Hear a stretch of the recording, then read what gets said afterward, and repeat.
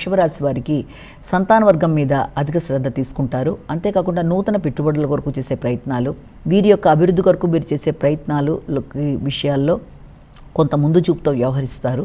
దూర ప్రదేశాల్లో సంతాన వర్గం యొక్క వృత్తి కొరకు కానీ వారి యొక్క అభివృద్ధి విషయంలో కానీ అధిక శాతం మీరు దృష్టి కేటాయిస్తూ ముందుకు పెడతారు. అంతేకాకుండా కుటుంబం, ఆర్థిక విషయాలు చాలా వరకు వాటి యొక్క అభివృద్ధి, వీటి కొరకు మీరు చేసే ప్రయత్నాలు, అలాగే మాటల వల్ల మీ యొక్క విలువ పెరగడం, ముఖ్యంగా చక్కగా వ్యవహరించి మధ్య మీడియేటర్షిప్ లాంటిది కూడా చేస్తూ స్నేహితుల మధ్య ఏదైనా ఇబ్బందులున్నా దాన్ని అధిగమించడానికి మీ వైపు సహకారాన్ని మీరు ఇస్తూ వ్యక్తుల మధ్య ఉండే అభిప్రాయ భేదాలని తొలగించడానికి మీరు విశేషంగా కృషి చేయడానికి అవకాశం ఉన్న సమయంగా కూడా దీన్ని మనం భావించవచ్చు.